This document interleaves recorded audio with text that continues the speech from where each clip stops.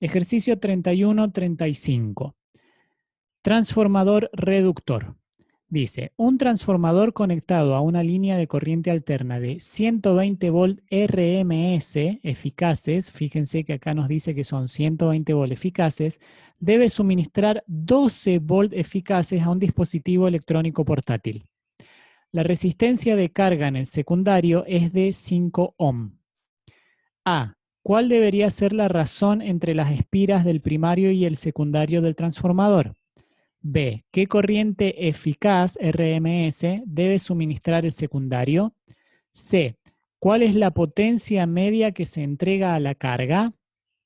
D. ¿Qué resistencia conectada directamente a la línea de 120 volt consumiría la misma potencia que el transformador?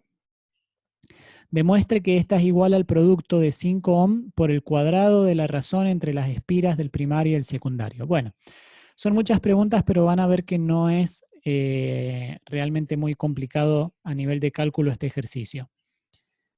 Veamos. Leamos las notas que tengo acá. Dice, la ecuación 31-35 relaciona los voltajes de primario y de secundario con el número de vueltas en cada uno. Bueno, esas ecuaciones están escritas acá abajo, ¿sí? Que es esta que tenemos acá, que nos dice que el voltaje en el secundario del transformador dividido el voltaje en el primario es igual a la cantidad de vueltas en el secundario dividido la cantidad de vueltas en el primario. Muy rápidamente, un transformador ¿qué es? Es la combinación de dos bobinas que están acopladas magnéticamente y se representa así. Se le llama primario en general al que se dibuja a la izquierda, ¿sí? Este sería el primario y este sería el secundario.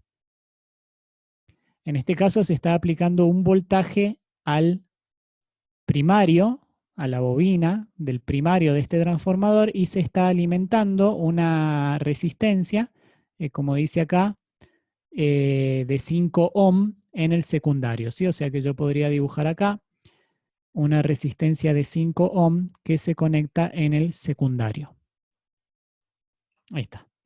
Y acá tendríamos la fuente de corriente alterna que está, la fuente de corriente alterna que está alimentando este circuito. Sí, esto es una fuente ahí de corriente alterna. Ahí está, perfecto. Bien, la corriente es igual al voltaje dividido resistencia y la potencia consumida en la carga resistiva, la potencia es igual al voltaje al cuadrado dividido resistencia. Son ecuaciones que ya hemos ido viendo. Sea I1, V1 e I2, V2 los valores RMS para el primario y el secundario.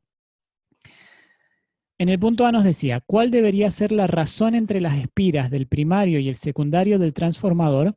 Bueno, fíjense que si nos dan como dato que el transformador es alimentado con 120 volt eficaces y debe suministrar 12 volt eficaces, hacemos este cociente de voltaje en el secundario, que es 12 volt, dividido voltaje en el primario, que es 120.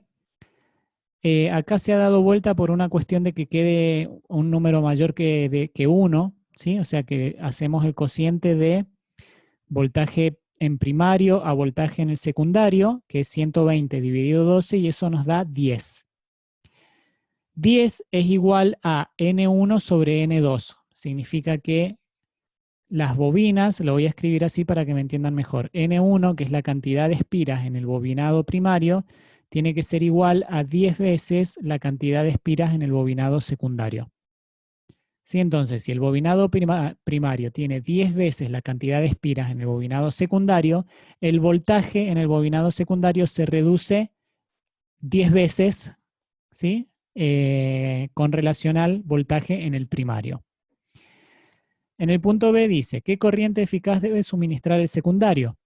Bueno, para calcular la corriente hacemos el cociente entre el voltaje de 12 volt que necesitamos en el secundario con la resistencia que se conecta. 12 volt dividido 5 ohm nos da 2,4 amperes. ¿Sí? Esa va a ser la corriente en el secundario. En el punto C nos preguntan, ¿cuál es la potencia media que se entrega a la carga? La potencia media se calcula como la corriente al cuadrado por la resistencia. Potencia media o potencia promedio es la potencia que se disipa en una resistencia. ¿Sí? Entonces, en este caso está bien calculada esa potencia con la corriente que se obtuvo anteriormente, que es la corriente que se entrega al resistor. ¿Sí? Esa corriente al cuadrado por la resistencia me da la potencia promedio o potencia consumida en el resistor, que da 28,8 watts. El punto D dice, ¿qué resistencia conectada directamente a la línea de 120 volt consumiría la misma potencia que el transformador? La potencia suministrada de la línea, dice acá, por el transformador es 28,8 watts. ¿Sí? La potencia suministrada de la línea al transformador es la potencia que se está consumiendo en la resistencia, ¿sí? Que es lo que dice acá, que es entregada a la carga. La carga es la resistencia que está conectada. Entonces ahora se hace un despeje, si consideramos esta ecuación, la misma que usamos arriba, pero ahora con el voltaje, en realidad, que la potencia promedio es igual a voltaje al cuadrado dividido resistencia.